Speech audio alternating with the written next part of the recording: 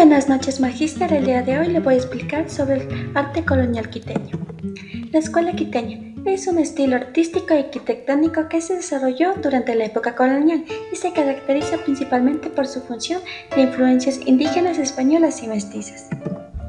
Datos relevantes: con la llegada de Corique a los claustros y los conventos y comunidades religiosas, se abrieron al mestizaje con la instalación de la llamada escuela quiteña. Las bellas artes quiteñas comenzaron a gestarse en el siglo XVI, con la influencia de las órdenes religiosas como los jesuitas franciscanos, que instalaron escuelas con patrones extranjeros. José Olmos en el siglo XVII y XVIII. Él y sus contemporáneos dejaron de hacer copias de arte de Europa y crearon un estilo único para ellos y para Quito. Las pinturas y esculturas de finales del siglo XVIII y principios del siglo XIX muestran la armonía que finalmente alcanzaron la cultura indígena y europea y ayudaron a tener una idea de la cultura latina. Personajes representativos de la pintura. Fray Corique fue un religioso franciscano y artista de origen flamenco que destacó como fundador y pionero de la Escuela Quiteña de Arte. Miguel de Santiago fue un pintor nacido en la Real Audiencia de Quito, exponente de la Escuela Quiteña del siglo XVII. Nicolás Javier de Bolívar fue un pintor ecuatoriano de la Escuela Quiteña de Arte a finales del siglo XVII e inicios del siglo XVIII. Manuel Samaniego fue un pintor y escultor ecuatoriano, considerado uno de los últimos representantes de la Escuela Quiteña de Arte. Personajes representativos de la escultura.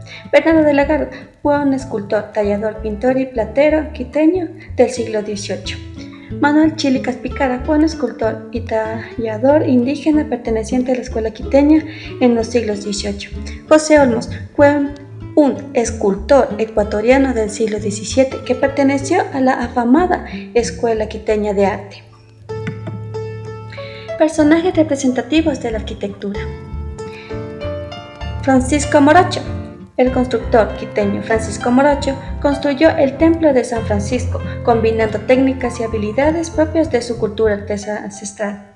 Jorge de la Cruz Mitima, constructor quiteño de ascendencia indígena y padre de otros renombrados constructores, como Francisco Morocho. Su obra más representativa fue el claustro principal del convento de San Francisco. Antonio Rodríguez. Entre sus obras más notables figuran el Colegio de San Fernando y el Templo del Huevo. Personajes representativos republicanos del siglo XX. Pintor Osvaldo Guayasamín fue un pintor, dibujante, escultor, grafista y muralista ecuatoriano. Pintor Eduardo Kidman fue considerado uno de los maestros del expresionismo ecuatoriano. Escultor Wilton Barragán. Entre sus creaciones están importantes edificaciones monumentales tales como el Templo de la Patria o la Capilla de la Dolorosa. Escultor Jesús Cobo es uno de los mejores escultores ecuatorianos. Para sus obras utilizaba materiales diversos como el mármol, acero inoxidable o bronce. 3 etapas del método Panofsky. La imagen es la Virgen alada del Apocalipsis. Su autor, Miguel de Santiago. Pre-iconográfica. La obra es una representación de carácter religioso, tendiente a fomentar el amor y la fe a la Virgen María, como Madre de nuestro Creador, y su rol protector lleno de amor hacia la humanidad, frente a la maldad imperante en la tierra, que está representada por una serpiente a la cual la tiene pisada y sometida. Iconográfica.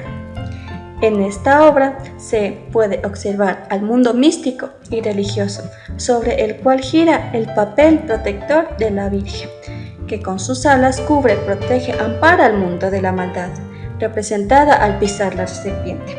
La acompañan los querubines que adornan su entorno, que hace al cielo lugar donde ella se encuentra vigilante. Simultáneamente se avisora su poder en la misma tierra, abriendo su espacio a través de todos los elementos que conforman la naturaleza, cual si fuera un paisaje.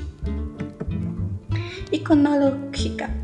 En la obra se avisora el mensaje cristiano del amor divino frente al cuidado, la renovación que tiene como deber la humanidad al saber cumplir los mandatos divinos otorgados por el Creador.